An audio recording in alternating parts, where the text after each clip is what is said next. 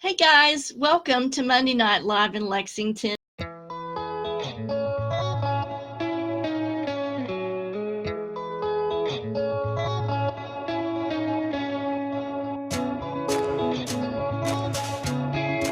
of all, thank you all for being here. As you know, my name is Rachel Curtis. I'm an adult programming coordinator. Kathryn Kauffman. Miss Kathryn Kauffman, all the way from Lexington, joining us here tonight.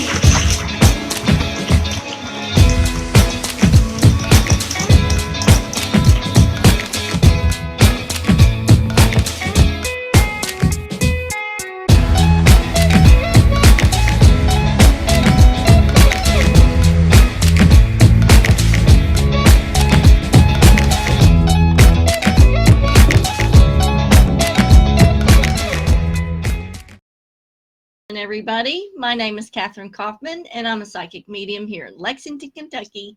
Welcome to my every Monday night show. This is where we discover what and who we are in this journey called life. If you want to watch past shows of Monday Night Live, I am going to type the address of my YouTube channel in the comments right now. And that way you can go back and watch some of the past shows.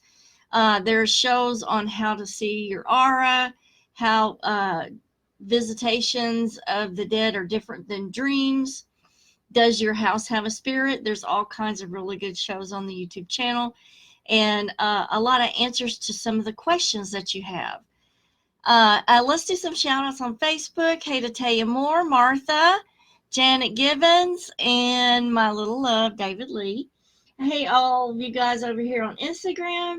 Shout out to Paula Stembo, Rita, Fox. Thanks for joining us this evening. Shout out to Ina. Now, we got a really weird topic for tonight, I know, but surprisingly enough, I get a lot of calls this time of year, particularly when the weather turns a little bit cool.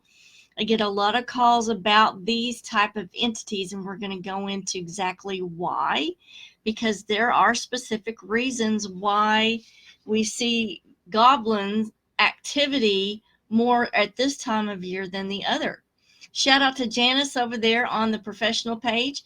For those of you that are joining on the professional page, I will take a peek at the professional page every now and then, but the main chat is going on the personal page, and I did leave a link for you there to join me here if you want to get in on the live chat.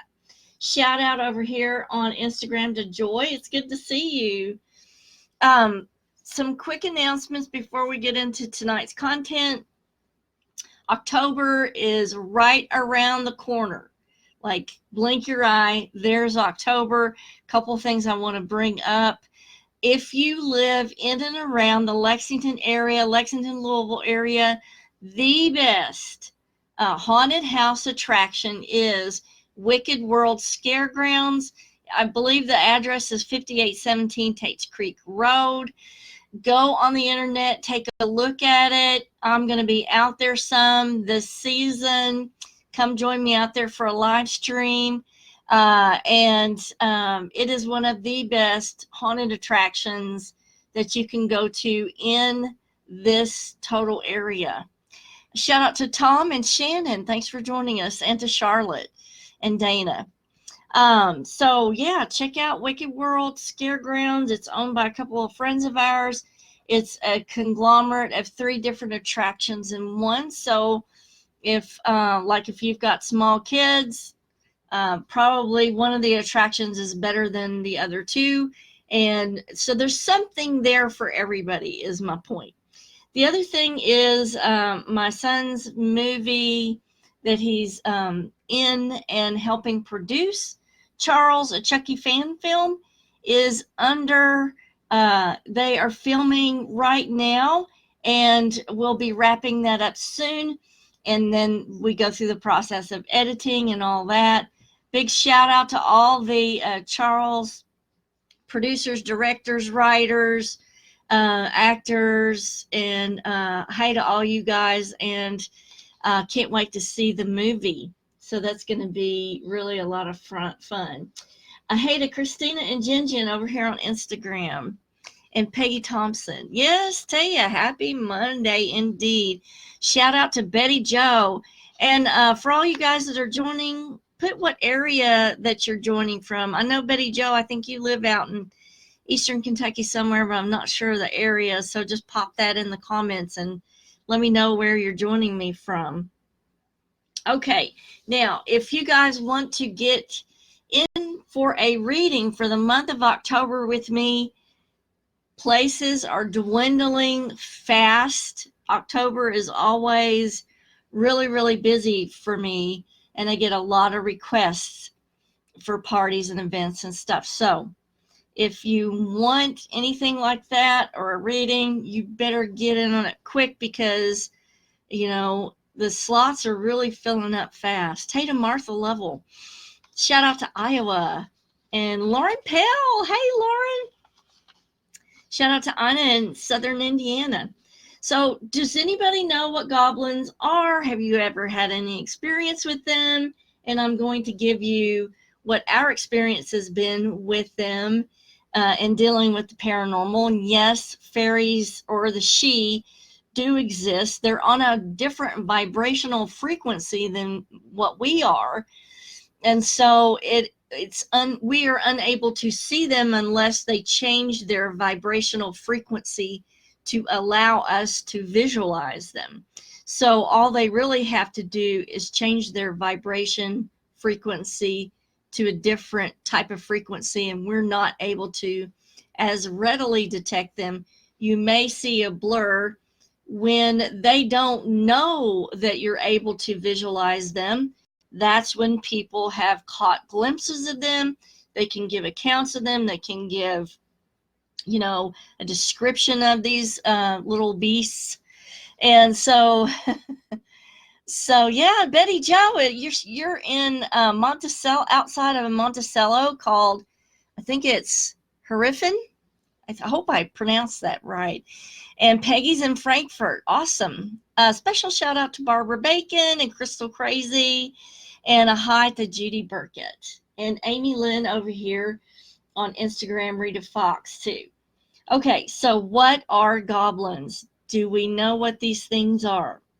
Well, some are good, some aren't. Just like people, right? Some people you run into are really nice, want to help you out, and then other people you run into really want to do you harm, couldn't care if you existed or drew a breath. And goblin crew are the same way. Some are vengeful, some are benevolent, some have a really bad temperament. I'd say most have a bad temperament, but and some have a kinder, more gentler spirit. And these are one of classification of fairy, but there are so many different types of goblins. You just can't even imagine. There may be up to 100 classifications of goblin and then sub classifications under that. We are just gonna barely scratch the surface of this today, but there's a very good reason why we're talking about them, because the calls that I get for this type of activity goes up dramatically during the month of October and November. And can you guess why in the comments? I want to see if you guys have any ideas on that, of why they become more active at this time of year. I know what my experience is, and I'm going to share that with you. A special shout out to Arthea Morgan up in Cincinnati, and Melissa Begley and her sidekick, Miss Cleo. Big kisses to you guys. Pat Miley and my hoodoo man, Rob Abbott. Thanks for joining. And I think, Rob, I need to have you be like one of my administrators on this to watch for spam and stuff. But we'll talk about that later. Okay, so goblins are usually very, very small and diminutive. They are, like I said, some can be very temperamental. Now, they're most often known to have a little bit of hair on top, but mostly just like green, loose skin. So Rob says the veil between the living and dead is thin. That is true, Rob, but we're getting a little bit more with this type of activity is very, very different for goblins. So they have known to be very unpleasant, have special abilities, or magical in nature. Some goblin activity has actually been attributed to demonic activity, meaning a lot of people that think they have demonic activity actually have a goblin infestation instead. Surprise, because there is a difference between the two. So Barbara says has to do with the fall solace. It has to do with fall, Barbara, but we got a little bit more to go with that. Now, we know that goblins are subterranean type of creatures, and they most often inhabit mines, tunnels, and caves. And so they are very attracted to all types of metals, silver, gold, jewelry, anything valuable that might be around your house. Those things tend to go missing if you have a goblin or two around. The appearance of goblins varies dramatically. There's a type called a red cap, which is supposedly a goblin that dyes its hat in human blood. Yes, Barbara, crystals is a big thing that they're attracted to. Arthea says the weather change and the earth turning. Yay, Arthea, you are the closest to being correct. So now the red caps, there's a tribe up north called the Micmacs, and they have the heaviest lore with association to the red cap type of goblin. And so they are very renowned for knowing about that particular type of goblin. Now, hobgoblins can be malevolent, but most are very friendly trickster types. And so we see all different kinds of goblins when we're talking about these. The appearance of a goblin varies dramatically depending on what subcategory that it belongs to and what country of origin it's from, and the people that have given accounts of these type of creatures. But most have just a tiny bit of unruly hair, green colored loose skin. What many people don't know is that these are hundreds of different categories. Let's take the troll, for example. That's a small stature with a really ugly appearance. But here's the interesting thing about the troll is that they have the ability to morph or to transform into a human-like form or human-like shape. So they can be doppelgangers. And they can also take the shape of your pets as well. But the thing about when they take the shape or create themselves as a doppelganger, there's always something wrong with the copy. There's always something very, really ugly about the copy that they make when they're transforming. So it's like they can't really hide the inner essence or the inner vibration that they have. Let me check for questions here. So Peggy says, interest in the supernatural increases towards Halloween, so we're more open to them. No, not exactly. You guys are going to be blown away by this. And Arthea says, I can tell you I feel very drained lately. Yes, they just being around their energy will definitely drain you. And let's see what else I can tell you about them before we get into why. Some of them are called kobolds, and they are more the stereotypical goblin. They kind of resemble the goblin Dobby in Harry Potter series. Now, some of them are also called knockers or knocker, and they make their homes in the mines, and they kind of befriend the miners and try to work to keep the miners safe, or as long as the miners stay on their good side. Now, classifications of fairies are divided into the Seelie Court and the unseelie Court. The Seelie Court are the blessed ones. They are the ones from fairies from light. And the unseelie Court were more of fairies from the dark side, or the non-blessed side. And so it was thought that the goblins were more unseelie court. And so the most common time to see these type of creatures is the in-between times, such as dawn or twilight. And they were said to appear on border regions, and border regions meaning twilight, dawn, but also border regions in the year, being April 30th, May 31st, between October 31st, November 1st. So these are the border of the seasons. So we have the border of day and night, we have the border of seasons, and then also we have physical borders such as glades and maybe a stream and forest. So they're often seen at the conjunctures of those type of borders as well. Man-made fences or walls. So you're going to notice them there. Now, the unseelie court consists of darkly inclined fairies, and that includes the goblins. And usually it is a group of goblins that you're going to see at night, and they will wreak havoc. They'll tear up the garden. They will upturn outside furniture. They will often cause really foul smells in the home.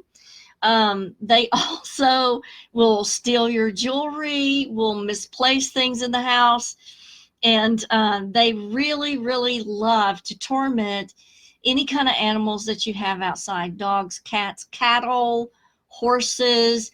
They love to go and to tangle the manes of the horses and put their manes and tails all in knots just to be mischievous and to wreak havoc. So Melissa wants to know, can our pets see goblins? Yes, absolutely. And that is why they love to torment your pets. Absolutely, they do. Hey to Judy and Brittany, Teresa. And yes, Jen says Ouija board. Please clarify that just a little bit more. Are you saying to find them with a Ouija board, or would they steal a Ouija board? Just clarify that a little bit more. So Rita is from Pennsylvania. Hey, Rita, over here on Instagram.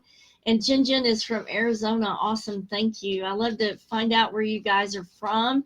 It helps me place you a little bit better, and I look for you every single Monday night. So Taya says, can young children see them? Yes, Taya. Remember the ages from 2 to 12, a child's brainwave is more theta and alpha than beta. And those are the receptive vibrations, the receptive brainwave state that you have to be in to be able to even minutely visualize these type of creatures. So let's see. Basically, a lot of goblin activity is mistaken for demonic activity and ghost activity, but let's go into the differences, and then we're going to get into why we have in these things active at this time of year. So ghost activity really kind of circles around, temperature drops, items being imported or moved, electronics being manipulated, turned off and on, batteries drained, shadow figures, apparitions, audible EVPs. But now if you have goblin activity, they physically take objects, that they tear stuff up. There's a lot of poltergeist type of activity. They create havoc. They will tangle people's hair while they sleep. They will cause extremely bad kind of demonic dreams, very foul, horrible stench and smell, which a lot of people can mistake for demonic activity. And they really sort of influence people in a wide variety range of emotions, such as fear, anxiety, depression, despair. And they really wreak a lot of havoc with any kind of animals, either in the home or outside. Now, the calls that I've gotten about these particular creatures, we are noticing them in basements, crawl spaces, and particularly at the end of October and beginning of November. So Arthea says, my grandson has been seeing things since a baby. He's 6 now and still remembers all of it. Yeah, Arthea, he absolutely remembers all of it because it's all real. Bless his heart. We need to give that child some support. So what happens is, and this is my experience only, but what I feel happens is when summer's energy is expanding and it's warmer, these creatures come out of their caves and tunnels and mine systems, and they go out into forests and places like that, wooded areas, in order to take things, to invade homes, to take jewelry, to search for stuff, and to wreak havoc, because actually they love it. They love to wreak havoc. Now, if you think about it, these are hairless creatures. They have very little hair that's only on the top, and they're basically loose skinned, so they're not able to venture out into colder weather. So once a year, they venture out and have their fun. And then as soon as the weather changes, then they have to start retreating back to the mines, tunnels, and caves. Now, let's think about this. Our cave system in Kentucky is absolutely huge. There's no telling how many caves are underneath Kentucky. Think of Mammoth Cave. That's just a drop in the bucket compared to the massive amount of cave systems that runs underneath Kentucky. Think of exactly how many of these creatures there might be throughout those cave systems. You know, and two, Kentucky is huge for mines, and especially old abandoned mines in eastern Kentucky. So we have not only mine system, but we have a huge cave system. And then, in case you guys didn't know it, because of the activity back in the times of the Underground Railroad, there are tunnel systems, that old tunnel systems that go from house to house to house in this area. In, you know, in particular, I know of tunnels that run underneath Nicholasville. Didn't know that, did you? But there's a lot of tunnels that run underneath Nicholasville that these creatures could abide in.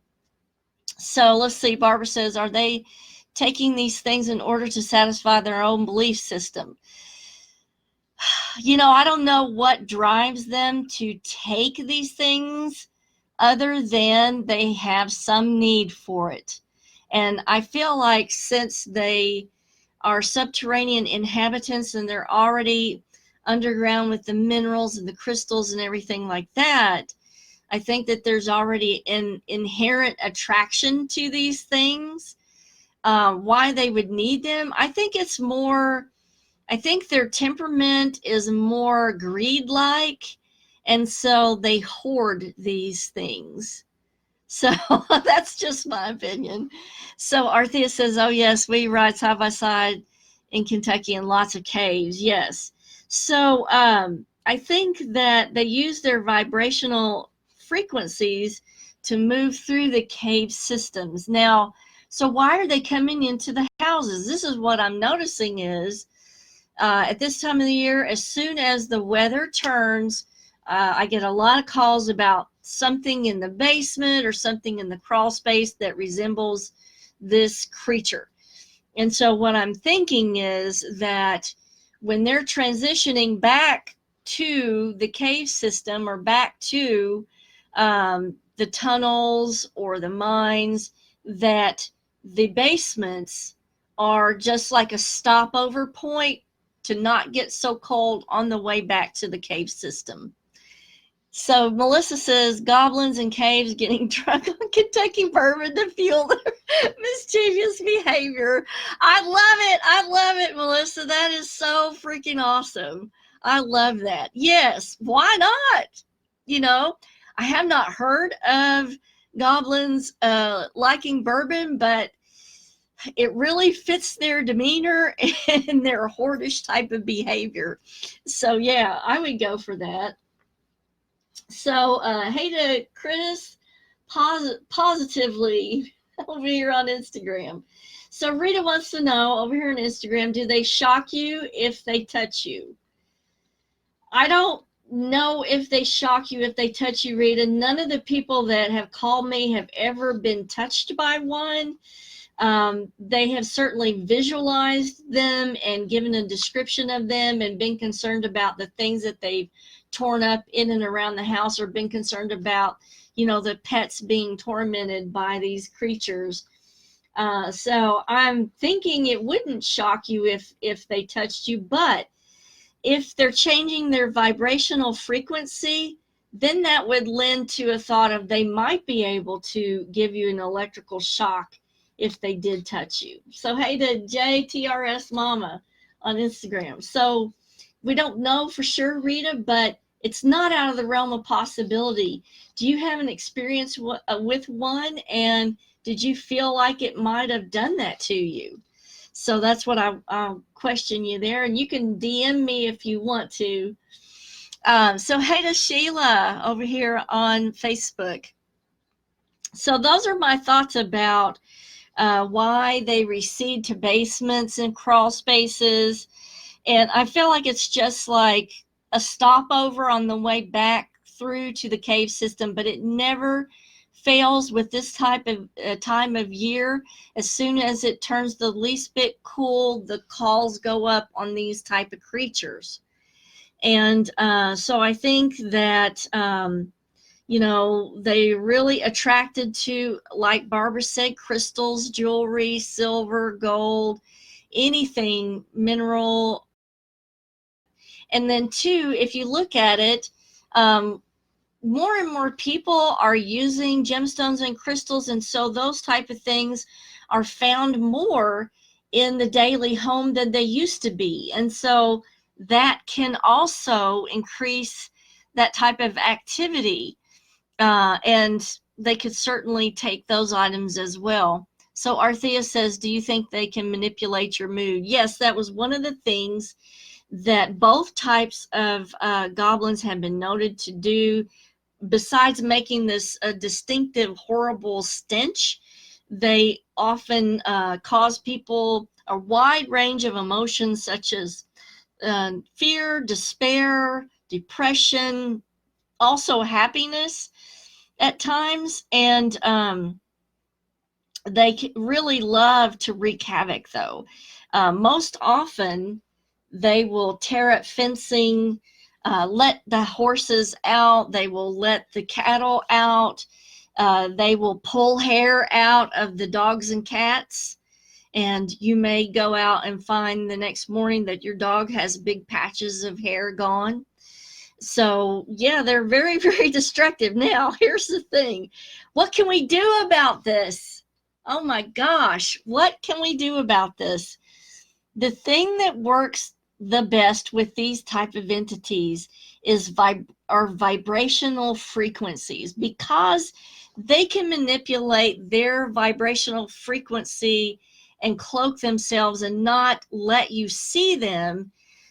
They are a shapeshifter of frequency. That means they're sensitive to frequencies. So anything that uses a vibrational frequency to alter the frequency or vibration of that area or vicinity. So if you notice that, you know, then you might think you have one in the basement that's come in. You might feel a dark, heavy energy. You might have a very foul, rotten stench. You might notice that things are torn up or torn apart suddenly around the basement. What you want to do is do a salt cleansing and then layer it over with a vibrational frequency. And the thing about this is they will stay for several days before they move on. But if they're tearing stuff up and things are going missing, we got to take action. And so you will want to do this vibrational frequency at least twice a day for several days to move them on to the next area or back to their cave or mind system. So vibrational frequencies, things you can use, any type of bells. Okay, you can use a Tibetan bowl. You can use a crystal bowl. You can use one of the Tibetan horns. You can even use a tape or CD that has the Tibetan horn sounds on it. And that's enough of a vibrational frequency to move those creatures on where they need to go. So, so Arthea says, okay, wait a minute. Let me get back to this. Barbara says, if we increase the frequency with crystals, will it repel them? Yes. Anything that alters the vibrational frequency, Barbara, you can definitely use those. So Arthea says, still a vibration frequency as in maybe a windmill. Yes, you can use that. Barbara says it's a combination 357 number of specific crystals that are high white light. That would do, and I would try that definitely. Sound is one of the easiest things to use, but like Barbara, she has a lot of crystals at her disposal, and those are definitely crystals that you could use to do this with. So Ina says, tearing things up as in things breaking. Yes. Now, you're not going to see what actually broke the item, because you remember, they've altered their vibrational frequency and you won't be able to visualize them. You're just going to be able to see the after effects of where they've been. Now, if they are not aware that you're looking and they forget to change their frequency, that's how people are seeing them and visualizing them and letting me know, here's what they look like. So yeah, let me make sure there's no questions over here on Instagram, but definitely use vibrational frequencies several times, like a couple of times a day for several days, to move those creatures back on into the cave system. If any of you guys want suggestions on what crystals to use to achieve this, I welcome you to contact Barbara Bacon right here on the comments and get a gemstone recommendation for her. She has a really lovely shop here in Lexington. It's called Crystal Crazy, and that's where I recommend people go in the Lexington area for all their crystal and gemstone needs. So yeah, now that's Goblins in a nutshell, guys. So I hope you guys don't encounter any of these things, because they can really wreak havoc and you can lose a lot of property and really have your animals and pets just totally disturbed by them. So let's move them on back to the cave system for another year and put them to bed and hope that they stay underground where they need to be. Next week, we're going to go over numerology. We're going to start on how to calculate your life path number and what it means. And then the subsequent week, we're going to do the personality number and what it means. So that ought to be a lot of fun. And if you guys encounter any of these little beasties, be sure and message me. I would love to hear from you about this. And until next Monday night, I will see you guys. You all have a fabulous week. And kisses from Kentucky. Bye, guys.